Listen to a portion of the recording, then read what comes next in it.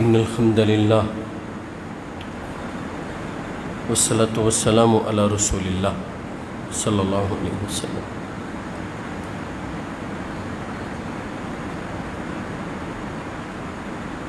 اللہ رب العزت نے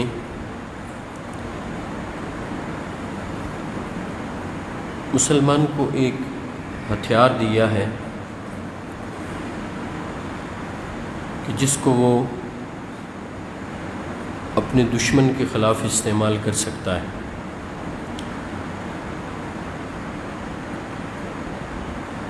اور زندگی میں ہر طرح کا تحفظ حاصل کرنے کے لیے، زندگی کو خوبصورت بنانے کے لیے اور دنیا اور آخرت کی کامیابیاں حاصل کرنے کے لیے اللہ رب العزت کی وسیع رحمت کہ جس نے ہر ایک شے کو اپنے گھیرے میں لیا ہوا ہے، اللہ کی رحمت نے ہر ایک شے کو گھیرے میں لیا ہوا ہے۔ اس سے استفادہ کرنے کے لیے مومن کے پاس جو ہتھیار ہے، جو شے ہے، یا یوں سمجھ لیں اسے جو گر آنا چاہیے اللہ کی رحمت حاصل کرنے کا گر، وہ اللہ رب العزت سے کثرت سے دعا ہے۔ اللہ رب العزت سے کثرت سے دعا۔ میں ہمیشہ کہا کرتا ہوں کہ دعا اس وقت نہیں کی جاتی جب آپ کو کسی شے کی ضرورت ہو۔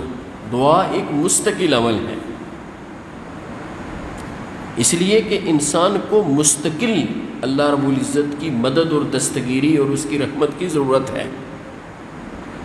انسان اپنے آپ کو ایک لمحے کے لیے بھی سنبھال نہیں سکتا، بچا نہیں سکتا جب تک اللہ رب العزت کی مدد، اللہ کی دستگیری اور اللہ کی نصرت اس کے ساتھ نہ ہو۔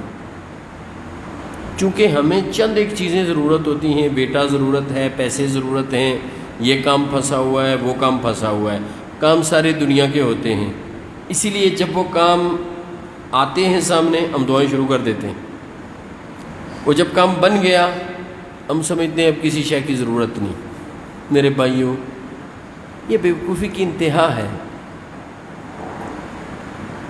انسان کو ہر لمحے اللہ کی مدد کی ضرورت ہے، چاہے وہ امیر ہے یا غریب، صحت مند ہے یا بیمار، اچھا ہے یا برا، نیک ہے یا بد، عالم ہے یا مقتدی، ہر ایک کو ہر لمحے اللہ کی دستگیری اور مدد کی ضرورت ہے یا نہیں؟ اللہ رب العالمین کی رحمت کی ضرورت ہے یا نہیں؟ تو اس کو حاصل کیسے کیا جائے گا؟ کائنات کے رب کی قسم، میرے پاس اس کے علاوہ کیا چارہ کار ہے کہ اس کے حضور عاجزی کی مجسم تصویر بن جاؤں۔ دعا اصل میں عاجزی کی انسانی تصویر کا نام ہے۔ اگر عاجزی کو انسانی شکل دے دی جائے، کہا جائے عاجزی کو دیکھو انسانی شکل کیسی ہے اس کی، ایک انسان وہ دعا کے وقت ہوتا ہے آدمی یوں بے بس ہے، عاجز ہے، اللہ رب العالمین کے سامنے یوں ہاتھ پھیلائے ہوئے ہیں، چاہے وہ ایسے دعا کر رہا ہے، نماز میں کر رہا ہے، ہاتھ نہیں اٹھائے ہوئے، پھر بھی دعا کرتے ہوئے جو اس کی کیفیت ہوتی ہے کہ یہ مجبور ہے، یہ بیچارہ ہے، یہ بے بس ہے، اسے مدد کی ضرورت ہے، یہ کچھ نہیں کر سکتا۔ وہ یاد رکھیے اللہ رب العزت نے اس بات سے کسی کو مستغنی نہیں کیا۔ اللہ نے کوئی دنیا میں انسان ایسا نہیں بنایا پہلے سے لے کے آخر تک کہ جو اللہ کی مدد کا محتاج نہ ہو، اور کوئی ایسا انسان دنیا میں اللہ نے نہیں بنایا جنوں اور انس میں سے، جنوں سے اور انسانوں سے کوئی ایسا انسان یا جن نہیں ہے کہ جو اللہ رب العزت کی مدد کے بغیر ایک لمحے کے لیے اپنے آپ کو سنبھال سکے۔ حتیٰ کہ ساری مخلوقات کے سردار محمد رسول اللہ صلی اللہ علیہ وسلم یہ دعا کیا کرتے تھے، اللہم رحمتک ارجو فلا تکلنی الی نفسی طرفۃ عین واصلح لی شأنی کلہ لا الہ الا انت۔ بہت خوبصورت دعا، بہت خوبصورت دعا۔ اس دعا میں آدمی کیا کہتا ہے؟ اللہم رحمتک ارجو۔ قاری صاحب حسر کے معنی پائے جاتے ہیں اس میں، اللہم رحمتک ارجو۔ عربی کا جملہ ایسے ہے، اللہم رحمتک ارجو، اے اللہ میں تیری رحمت کا ہی محتاج، تیری رحمت کے بغیر تو معاملہ نہیں بنے گا، میں ایک لمحے کے لیے بھی اپنے آپ کو نہیں سنبھال سکتا اگر تو مجھ سے مدد اٹھا لے یا تو میری دستگیری نہ کرے۔ یہ دعا کون پڑھ رہے ہیں؟ سب سے پہلے کس نے پڑھی ہے؟ محمد رسول اللہ صلی اللہ علیہ وسلم، کہ آپ اللہ کے حضور یہ التجا کر رہے ہیں، اے اللہ تو مجھ سے اپنی مدد اٹھا لے، میں ایک لمحے کے لیے بھی اپنے آپ کو سنبھال نہیں سکتا۔ تو اور کون کس بات کا مولی ہے؟ کون پیدا ہوا ہے یا کون دنیا میں آئے گا جو اللہ کی دستگیری کے بغیر، اس کی مدد کے بغیر، اس کی رحمت کے بغیر اپنے آپ کو سنبھال پائے گا؟ سو میرے بھائیو یاد رکھیے، یہ دعا ہی ہے جو مستقل عمل ہے مومن کا۔ اس لیے اللہ رب العزت نے اس عمل کے لیے کوئی وقت مقرر نہیں کیا۔ ہر ایک عبادت کے لیے وقت مقرر ہے، یہ ظہر کی نماز ہے، یہ عصر کی نماز ہے، یہ عشاء کی نماز ہے، یہ لیلۃ القدر ہے، یہ فلاں رات ہے، یہ ذوالحجہ کے 10 دن ہیں بڑی اہمیت والے، یہ رمضان کے دن ہیں۔ لیکن اللہ نے دعا کے لیے کوئی خاص وقت مقرر، اس کی وجہ کیا ہے؟ اس کی وجہ یہ 2 باتیں ہیں جو میں اس سے سمجھا ہوں، واللہ تعالیٰ عالم بالصواب۔ ایک بات تو یہ سمجھا ہوں کہ انسان کو ہر لمحے اللہ کی دستگیری کی ضرورت ہے، لہذا اسے جب موقع ملے وہ دعا کرے۔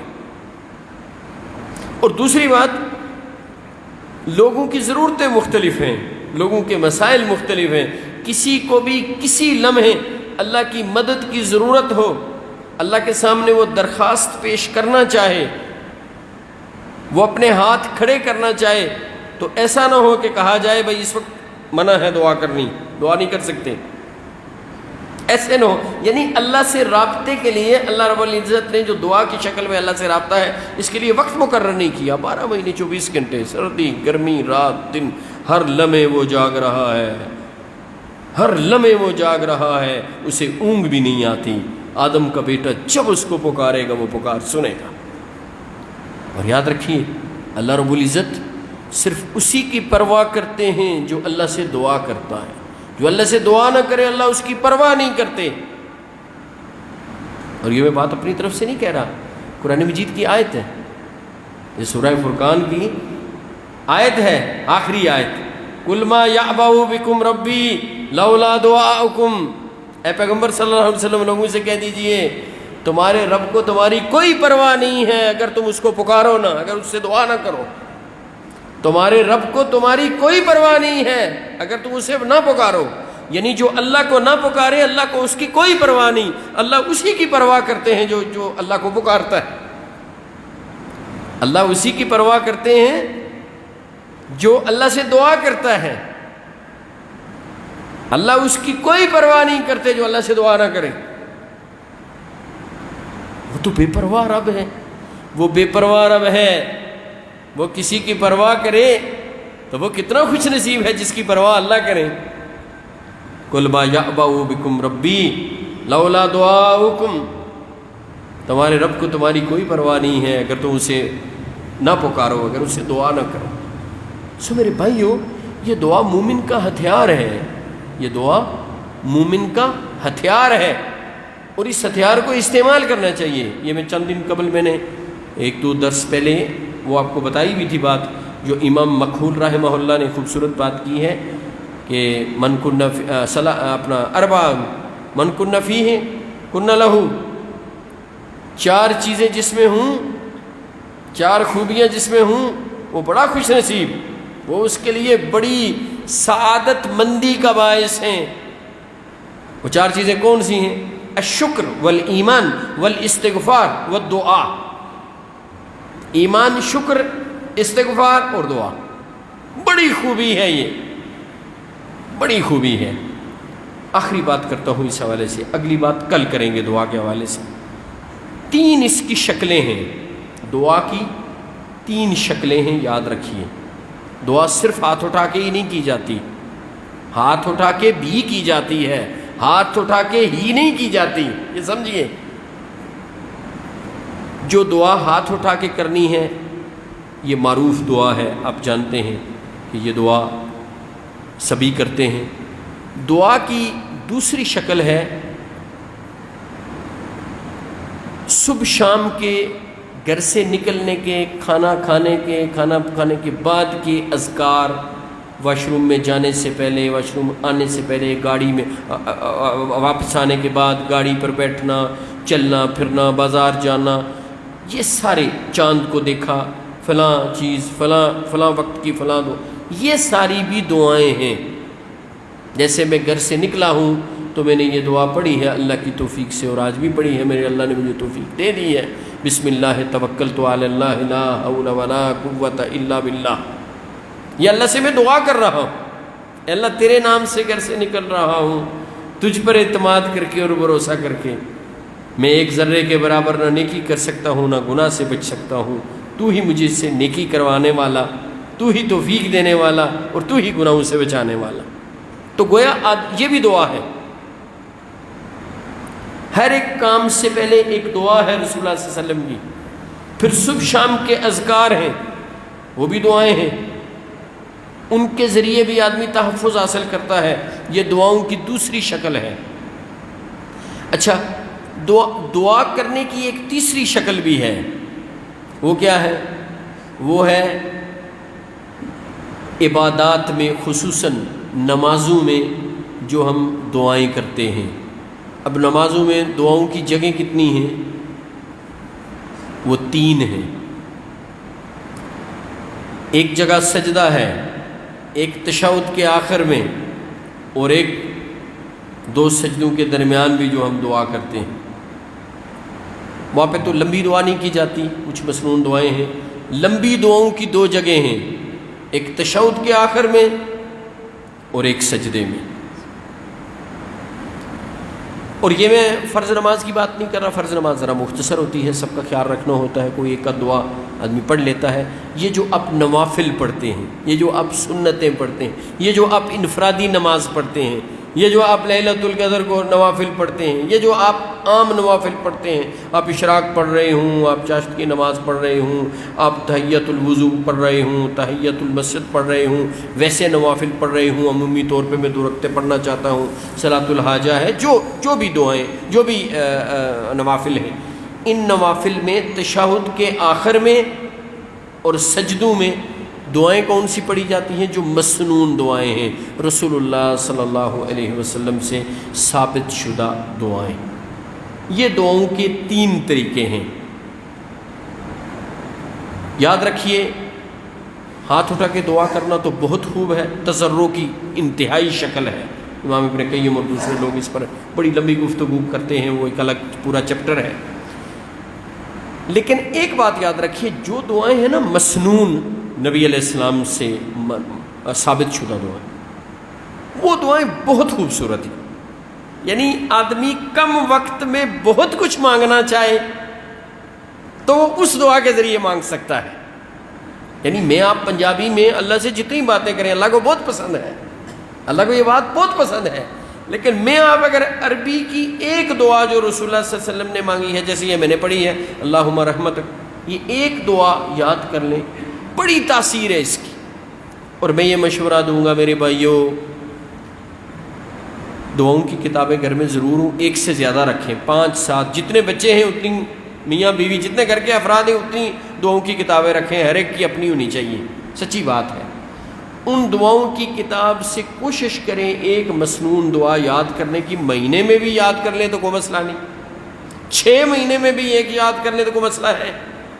اسی طرح وہ جو اذکار ہیں صبح شام کے، یا جو دعائیں مختلف اوقات میں مانگی جاتی، گھر سے نکلنے کی دعا، گھر میں داخل ہونے کی دعا، کھانا کھانے سے پہلے کی دعا، بعد کی دعا، واش روم میں جانے کی دعا، باہر نکلنے کی دعا، یہ آپ یاد کرنا شروع کر دیں۔ 1 2 3 کرتے کرتے اللہ جانتا ہے 1 2 گزریں گے، جو میری طرح کا کوئی بالکل ہی کیا گزرا ہوگا وہ بھی 2 3 سالوں میں ساری یاد کر لیں۔ اور خصوصاً ان میں جو دعائیں، میں تشہد کے آخر میں اور سجدے کے حوالے سے بات کر رہا ہوں، جو دعائیں مانگی جاتی ہیں مسنون، اتنی خوبصورت دعائیں ہیں، یقین جانیے، اور ان کے حوالے سے رسول اللہ صلی اللہ علیہ وسلم کے مستند فرامین کہ اس دعا سے آپ کو کیا ملے گا، اس سے کیا ملے گا، اس سے کیا ملے گا، اس سے کیا ملے گا، انتہا ہے۔ یعنی آدمی کے لیے ان دعاؤں میں جو خوشخبریاں دی گئی ہیں، انعامات کی انتہا ہو جاتی ہے جب وہ آدمی دعاؤں کے حوالے سے احادیث دیکھتا ہے کہ یہ دعا جو کرتا ہے اسے کیا ملتا ہے، یہ دعا جو کر رہا ہے اسے کیا ملے گا۔ سو میرے بھائیوں، یہ دعاؤں کی کتابیں گھر میں رکھ کے دعائیں یاد کیجئے۔ بڑا عمل ہے میرے رب کی رحمت کو سمیٹنے کا، میرے رب سے انعامات حاصل کرنے کا۔ مومن کے پاس یہی طریقہ ہے، اور کون سا طریقہ ہے مجھے یہ بتائیں؟ کیا کوئی اللہ کے خزانے سے چوری کر لیں گے؟ دوسرا طریقہ تو یہی ہو سکتا ہے نا کہ ادھر ڈاکہ ڈال کے ساری چیزیں کھو کے لے آئیں۔ ایسے تو نہیں ہوتا نا، یہ ممکن تو نہیں ہے نا، کوئی چوری ڈاکے والا مسئلہ تو ہے نہیں، یا کوئی اللہ رب العالمین کے سامنے کوئی کھڑپنچی والا مسئلہ بھی نہیں ہے کہ بندہ کہے جی وہ راستہ بھی ہے۔ بھائی راستہ ایک ہی ہے، اس کے حضور عاجزی کرتے ہوئے، اس کی رضا تلاش کرتے ہوئے اس سے دعائیں کرنا، اس کے علاوہ کوئی راستہ نہیں ہے۔ اللہ رب العالمین ہمیں عمل کی توفیق عطا فرمائے۔ وما توفیق الا باللہ، علیہ توکلت و الیہ انیب۔